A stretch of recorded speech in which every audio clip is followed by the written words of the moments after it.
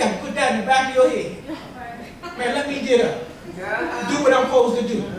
Because I done told her that. Because see, if I told my man, then I'm going to be there for him. All right, come on.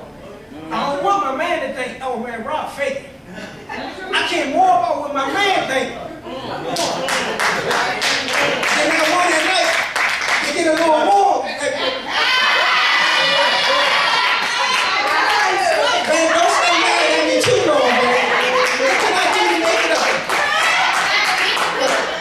On a mission, we got to make sure we Christians. Yes. Then if we can make sure that we Christians, that we believe and we represent Jesus. Verse 2 says, while they were worshiping the Lord and fasting, the Holy Spirit set apart for me Barnabas and Saul for the work to which I have called them. Verse 2, we understand it. Now we in the church. Now, I ain't talking about no long ranges, no whoop. In the church, now I'm coming. Christians, guess what, Sister Joelle? Christians come to church because they're around other believers. So now we in the church. Now verse 2 says that while they in the church, what they come to do? They said while they were worshiping the Lord and fasting, the Holy Spirit set apart for me Barnabas and Saul for the work to which I have called them. When you're on a mission, you first got to make sure that you're a Christian.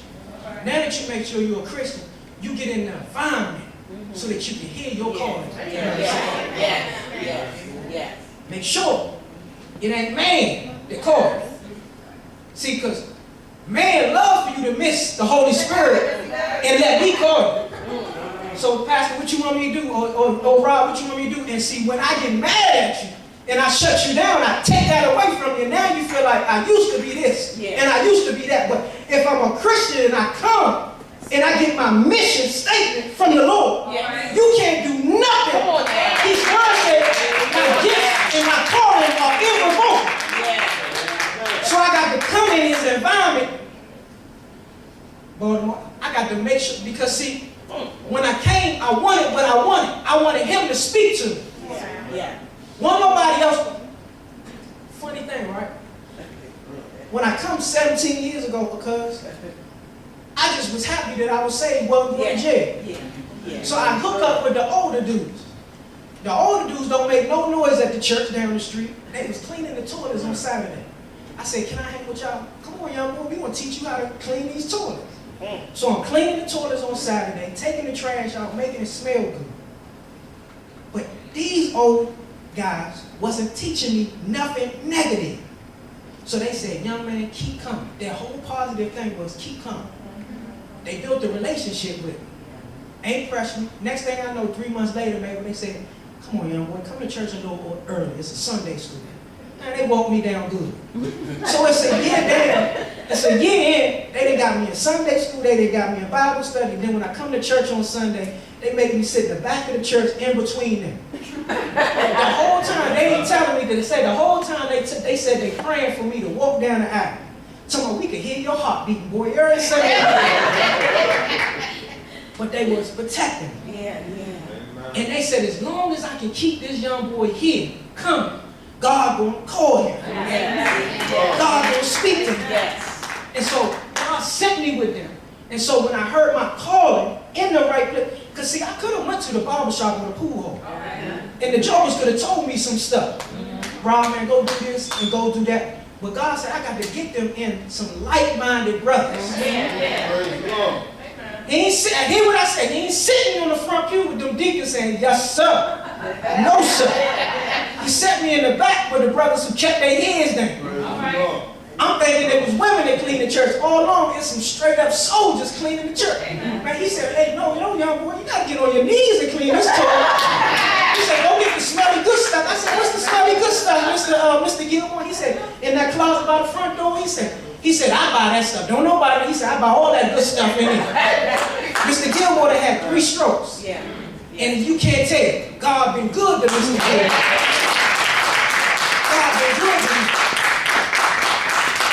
So he said, while they were worshiping the Lord and fasting, in other words, they was in the church and they were serving God. That was their worship. They were making sure they were serving, doing what they were supposed to do. So this one, when we going on the fasting, you want to figure out what God has. You want to hear something from God. You want to figure out, why am I here? I've been coming here the last two and a half years.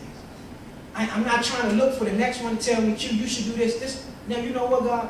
I'm going to come, I'm going to serve, I'm going to worship you, and I'm going to put down my plate because I want to know. I want to go to the next level. Amen. It's a difference from calling Pastor Rob. What you think that I can be or what you think I can do? Pastor Rob said, what God said. Amen. And what he's saying is, if I can come consistently enough, so that the Holy Spirit. My man called a dude the other day, old timer, and said, man, who in the world still have old answer machines? Nobody had no old timer. He's like, who still? And see, God is calling, but you ain't answering. God is trying to call, and you ain't. And the reason why? Because you ain't here. He's saying it's a reason. The Holy Spirit has a work inside the church. And if you're not here, you can't answer when he called. And so now God is calling, but you're inconsistent. I know. We talked about it yesterday. You might come to church 7 times out of the year. He said, man, I'm calling. When I'm going to know you home? You say call, but every time I call, nobody pick up. Verse 1 tell you these brothers was consistent. So before you open up, like I said, it's not to beat nobody up. Do what you do. But before you open your mouth and say, I want to be on a mission for God, you got to learn how to be faithful. Because all these kids right here, they don't want to see y'all once a week, and now they say they get excited about going to church, and now they don't see, you know that man that gave me $1 or some candy or the one. I don't even see him no more. It ain't their fault, it's your fault. If you want to say something to them or give them a hug, you should be here every Sunday when they come.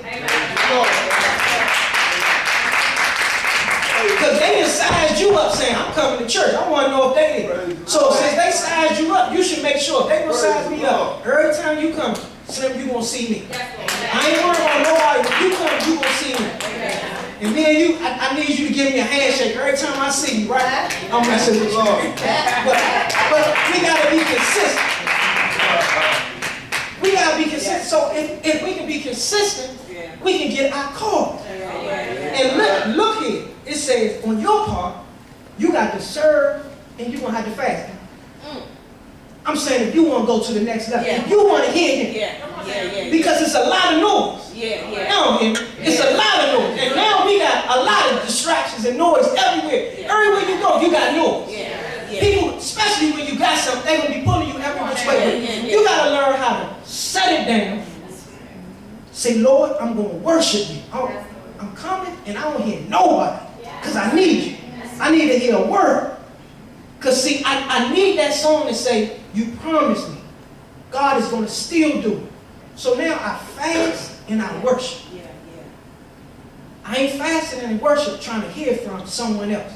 It says, I fast and I worship and the Holy Spirit say God. See, Scripture says the steps of a good man are ordered by the Lord. I want you to understand, God ain't ordering your steps every morning when you wake up. When you were born, them steps was God. He had a plan for you. When you was born, he had a plan. Every step was already accounted for your whole life.